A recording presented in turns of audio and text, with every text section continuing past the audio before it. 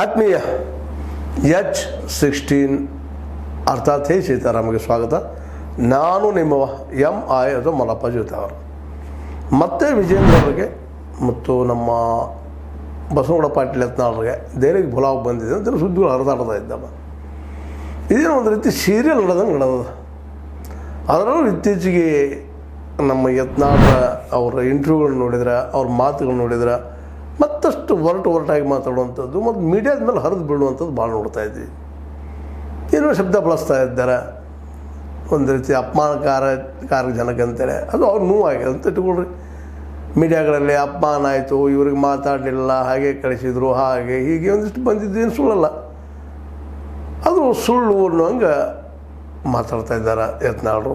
ನೀವು ಕೇವಲ ವಿಜೇಂದ್ರ ಪರ ಬರೆಯುವಂಥವ್ರು, ನಿಮ್ಮ ಮೀಡಿಯಾನ ನಡೆಸುವಂಥವ್ರು, ಅಂಥದ್ದೇನಲ್ಲಿ ಆಗಿಲ್ಲ, ಅನ್ನೋದು ಆಗೋದೂ ಇಲ್ಲ, ನಾವು ಅವ್ರು ಇಳಿ ತನಕ ಬಿಡೋದು ಇಲ್ಲ ಅನ್ನೋಂಗೆ ಮಾತದ ಅವ್ರದ್ದು. ಅವರ ಒಂದು ಕಾನ್ಫಿಡೆನ್ಸ್ ಲೆವೆಲ್ ನೋಡಿದ್ರೆ, ಅವ್ರು ಹೇಳುವ ಒಂದು ತಾತ್ಪರ್ಯಗಳನ್ನ ನೋಡಿದ್ರೆ ಮೋಸ್ಟ್ಲಿ ವಿಜೇಂದ್ರ ಅವರು ಇಳಿಬೋದಾ ಅಂತ ಒಂದು ಸಂಶಯ ಕೊಡ್ತದೆ.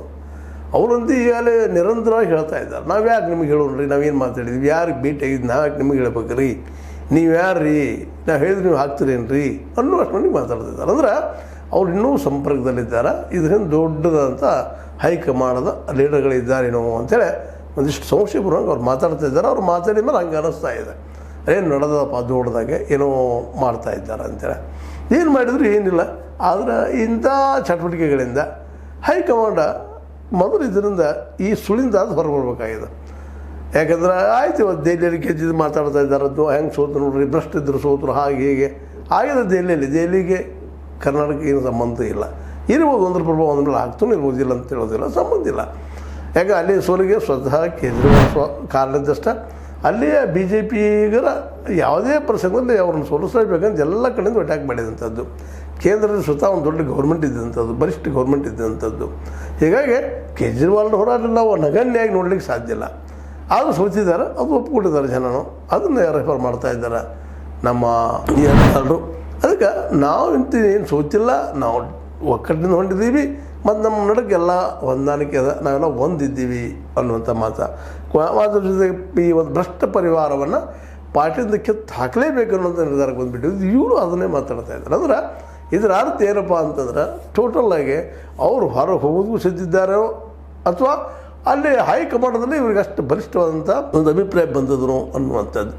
ಅಂದರೆ ಇಲ್ಲಿವರೆಗಿನ ಹೈಕಮಾಂಡದ ವರ್ತನೆಯನ್ನು ನೋಡಿದರೆ ಯಡಿಯೂರಪ್ಪರ ಪರವಾಗಿ ವಿಶೇಷವಾಗಿ ಹೈಕಮಾಂಡ್ ಇದ್ದು ಒಳ್ಳೆಯ ಅಭಿಪ್ರಾಯವನ್ನು ಹೊಂದಿಲ್ಲ ಅನ್ನೋದು ನಮ್ಮ ಗಮನಿಸಬೇಕಾಗಿದೆ. ಯಾಕೆ ಹಿಂಗೆ?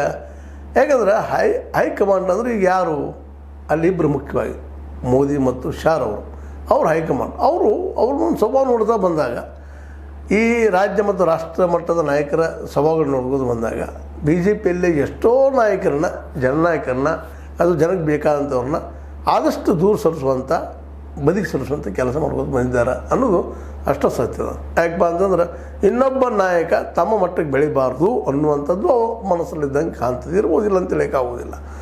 ಯಾಕಂದರೆ ಸಾಕಷ್ಟು ಶಿವರಾಜ್ ಸಿಂಗ್ ಚೌಹಾಣ್ರು ನಿಜವಾಗಿಯೂ ಮಧ್ಯಪ್ರದೇಶ ಮುಖ್ಯಮಂತ್ರಿಯನ್ನಾಗಿ ಮಾಡಬೇಕಾಗಿತ್ತು, ಮಾಡಲಿಲ್ಲ. ಹಂಗೆ ಪೂರ್ಣ ಸ್ನಪ್ ಮಾಡಿ ಹೋಗಲಿಕ್ಕೂ ಆಗಲಿಲ್ಲ. ಈಗ ಹೆಂಗೆ ನಮ್ಮ ಏನಪ್ಪ ರಾಜಸ್ಥಾನದ ಮಾಜಿ ಮುಖ್ಯಮಂತ್ರಿ ಇದ್ರಲ್ಲ, ಅವರೈತೆ ಪೂರ್ಣ ಪ್ರಮಾಣದಲ್ಲ ಕಿತ್ತು ಹಾಕುವಂಥ ಪ್ರಯತ್ನ ಮಾಡೋಕ್ಕಾಗಲಿಲ್ಲ. ಹೀಗಾಗಿ ಏನಾಗ್ಯದಪ್ಪ ಅಂತಂದ್ರೆ ಈಗ ಅವರ ಜನನಾಯಕರನ್ನ ಕಿತ್ತು ಹಾಕಿದ್ದನ್ನು ಬದಿಗೆ ಸರಿಸಿದ್ದು ನೋಡಿದ್ವಿ.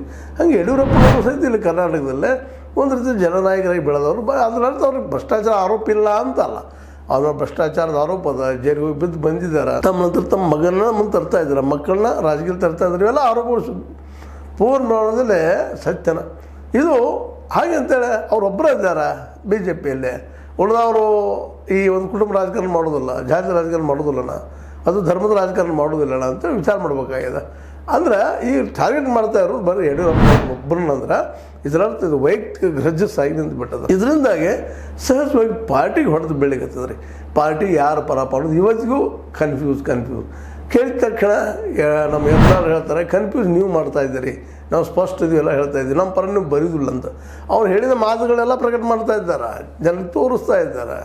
ಎಲ್ಲ ಮಾಡಿದ್ರು ಇನ್ನೂ ಒನ್ ಸೈಡೆಡ್ ಇದ್ದೀರಿ ನೀವು ಅಂತ ಆರೋಪ ಮಾಡ್ತಾರೆ ಮೀಡಿಯಾ ಮೇಲೆ. ಯಾಕೆಂದರೆ ವಿಶೇಷವಾಗಿ ಮೊನ್ನೆ ನಡೆದಂಥ ಇವರೆಲ್ಲರೂ ದಿಲ್ಲಿಗೆ ಹೋದಾಗ ಇಲ್ಲಿಯ ಈ ಒಬ್ಬ ಯತ್ನಾಳರ ಜೊತೆಗಾರರನ್ನು ಯಾವ ರೀತಿ ನಡೆಸ್ಕೊಳ್ಬೇಕಾಯ್ತು ಅದು ನಡೆಸ್ಕೊಂಡಿಲ್ಲ ಅನ್ನೋ ವಾರ್ತೆಗಳು ಬಂದಿದ್ದನ್ನು ಗಮನಿಸಿದಾಗ ಸಹಜವಾಗಿ ಎಲ್ಲ ಮೀಡಿಯಾ ಆವತ್ತು ಇಲ್ಲ ಇನ್ನು ಹಿಂದೆ ಸರಿದಾಗ ಆಯಿತು ಯತ್ನಾಳರು ಅಂತೇಳಿ ಬರೆದಿದ್ದು ಮಾತಾಡಿದ್ದು ಏನು ಸುಳ್ಳಲ್ಲ, ಅವ್ರ ಜೊತೆ ನಾವು ಮಾತಾಡಿದ್ದು ಏನು ಸುಳ್ಳಲ್ಲ.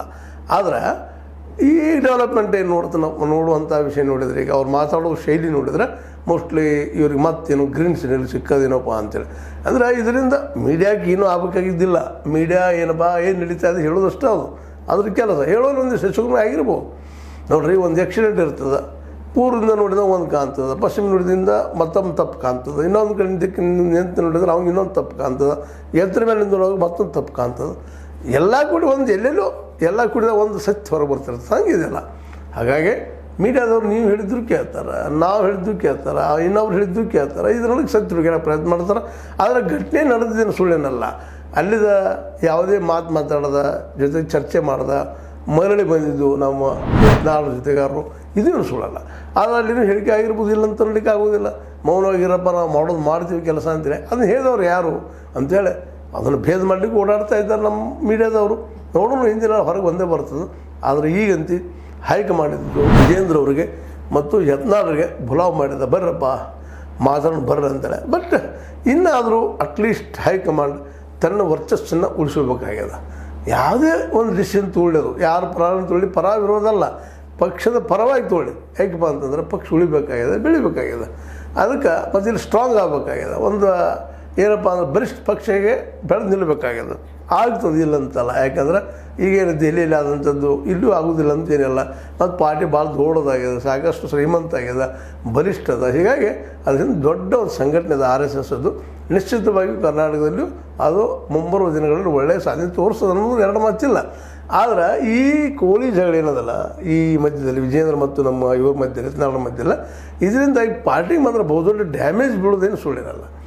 ಯಾಕಂತಂದ್ರೆ ಈಗಾಗಲೇ ಕಾಂಗ್ರೆಸ್ಸದ್ದು ಮೊದಲಿದ್ದಂಥ ಒಂದು ಫೋರ್ಸ್ ಇವತ್ತಿಲ್ಲ, ಒಂದಿಷ್ಟು ಕಡಿಮೆ ಆಗಿದೆ. ನೋಡ್ತಾ ಇದ್ವಿ ನಾವು ಸೂಕ್ಷ್ಮವಾಗಿ, ಎಲ್ಲರೂ ಗಮನಿಸ್ತಾ ಇದ್ದಾರೆ. ಇಲ್ಲ ಸತೀಶ್ ಅವರು ಆ ರೀತಿ ಈಗ ಮಾತಾಡ್ತಾ ಇಲ್ಲ, ನಿಧಾನಕ್ಕೆ ಮೌನಕ್ಕೆ ಜಾರ್ತಾ ಇದ್ದಾರೆ.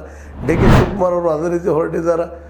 ಮುಂದಿನ ಇದೇ ಕಾಲಕ್ಕೆ ಸಿದ್ದರಾಮಯ್ಯವರು ಸಹಿತ ಅವರು ತಮ್ಮ ಮೂಡಾದಿಂದ ನಿಧಾನಕ್ಕೆ ಲೋಕಾಯುಕ್ತ ಮೂಲಕ ಹೊರಗೆ ಬರೋ ಪ್ರಯತ್ನ ಮಾಡ್ತಾ ಇದ್ದಾರೆ. ನಾವು ಮಾಡಿದ್ದಲ್ಲಪ್ಪ, ಎಲ್ಲ ಅಧಿಕಾರಿಗಳು ಮಾಡಿದ್ದು ಅಂತ ಲೋಕಾಯುಕ್ತ ಬಾಯಿಂದ ಮಾತಾಡೋದಂಥ ಕೆಲಸ ಮಾಡ್ತಾ ಇದ್ದಾರೆ. ಅವು ಸಹಿತ ರಿಪೋರ್ಟ್ ಹೊರಗೆ ಬರ್ತಾ ಇದ್ದಾವೆ. ಹೀಗಾಗಿ ಕಾಂಗ್ರೆಸ್ BJPಗಿಂತಲೂ ಒಂದರ ಕೈ ಮೇಲು ಅನ್ನುವಂಗೆ ನಡೆದದ. ಆದರೆ ಮುಂದಿನ ದಿನದಲ್ಲಿ ಏನಾಗ್ತದೆ ಗೊತ್ತಿಲ್ಲ. ಬಟ್ BJPನ ಕಂಪೇರ್ ಮಾಡಿದಾಗ BJP ನಿಜವಾಗಿ ಇದನ್ನೆಲ್ಲ ತೆಗೆದುಕೊಂಡ ಕನ್ಸ್ಟ್ರಕ್ಟಿವ್ ಆಗಿ ವಿರೋಧ ಪಕ್ಷಕ್ಕೆ ಕೆಲಸ ಮಾಡಬೇಕಾಗಿತ್ತು. ಮುಡಾ ವಿಷಯದಲ್ಲಂತೂ ಇನ್ನೂ ಅವ್ರನ್ನ ಗಾಳಕ್ಕೆ ಶಿಕ್ಷುವಂಥ ಕೆಲಸ ಮಾಡಬೇಕಾಗಿತ್ತು ಸಿದ್ದರಾಮಯ್ಯನ. ಮತ್ತು ಇನ್ನೂ ಅನೇಕ ದೋಷಗಳಾಗಿದ್ದು ನಮ್ಮ ಕರ್ನಾಟಕದಲ್ಲಿ ಕಾಂಗ್ರೆಸ್ನಿಂದ. ಅವುಗಳನ್ನೆಲ್ಲನೂ ಹೊರಗೆ ಹಚ್ಚುವ ಕೆಲಸ BJP ಮಾಡೇ ಇದರಲ್ಲೇ ಯಶಸ್ಸು ಆಗಬೇಕಾಗಿತ್ತು. ಯಾವ ಪ್ರಮಾಣದಲ್ಲಿ ಆಗಬೇಕಾಗಿತ್ತು ಅದು ಆಗಿಲ್ಲ. ಎಂಥ ಒಂದು ಸ್ನೇಹಮಯಿ ಕೃಷ್ಣ ದೊಡ್ಡದಾದಂಥ ಒಂದು ತಿಮಿಂಗಲನ್ನು ಹಿಡಿದು ಕೊಟ್ಬಿಟ್ಟಿದ್ರು. ಅದು ಸರಿಯಾಗಿ ಹಿಡಿಯುವಂಥ ಕೆಲಸ ಈ ಒಂದು BJPಯಿಂದ ಆಗಲಿಲ್ಲ. ಅದೇ ಕಾರಣ EDನೋ ಬಂದು ಎಲ್ಲ ಬಂದದ, ಇನ್ನೂ ಅದು ಹೋಗಿಲ್ಲ ದಾಟಿ ಅವರು ಸಿದ್ದರಾಮಯ್ಯನವರು. ಆದರೂ ಎಷ್ಟು ಫೋರ್ಸ್ ಆಗಬೇಕಾಗಿತ್ತಲ್ಲ ಅಷ್ಟು ಆಗ್ತಾಯಿಲ್ಲ. ಇದಕ್ಕೆ ಕಾರಣ ಏನು ಅನ್ನೋದನ್ನು ನಾವು ನೋಡ್ತಾ ಇದ್ವಿ. ಚಿತ್ರಗಳು ಹೈಕಮಾಂಡ್ ಇದ್ದಿದ್ದು ಒಂದು ಸ್ಪಷ್ಟ ನಿರ್ಧಾರ ತೆಗೆದುಕೊಂಡಿಲ್ಲಪ್ಪ. ಇಲ್ಲ ಯತ್ನಾಳರು ವಿರೋಧ ಪಕ್ಷದ ನಾಯಕರಾಗಲಿ, ನೀವು ಅಧ್ಯಕ್ಷರಾಗಿರಿ, ಅದು ಏನೋ ಒಂದು ಕೊಟ್ಟು ಕಳಿಸ್ಬೇಕಾಗಿತ್ತು. ಇಲ್ಲ ಹೈಕಮಾಂಡ್ ಮಾತು ಯಾರು ಕೇಳೋದಿಲ್ಲ, ಅವರು ಪಾರ್ಟಿನಿಂದ ಕಿತ್ತು ಹಾಕಬೇಕಾಗಿತ್ತು. ಎರಡೂ ಮಾಡಲಿಕ್ಕೆ ಆಗ್ತಾಯಿಲ್ಲ. ಹೀಗಾಗಿ ತ್ರಿಶಂಕು ಸ್ಥಿತಿಯಲ್ಲೇ BJP ಹೈಕಮಾಂಡ್ ಏನಾಗ್ತದೆ ನೋಡೋಣ ಅಂತ ಹೇಳ್ತಾ, ಇದು ನಿಮಗೆ ಲೈಕ್ ಆಗಿರ್ಬೋದು. ಲೈಕ್ ಮಾಡಿ, ಶೇರ್ ಮಾಡಿ, ಕಮೆಂಟ್ ಮಾಡಿ, ಜೊತೆಗೆ ಸಬ್ಸ್ಕ್ರೈಬ್ ನಿಲ್ಲಿಸ್ಲಿಕ್ಕೆ ಹೋಗ್ಬೇಡ್ರಿ. H16 ನ್ಯೂಸ್ ಅರ್ಥಾತ್ ಸೀತಾರಾಮ್ ಇದು ಸತ್ಯದ ಕೈಗನ್ನಡಿ. ವಂದನೆಗಳು.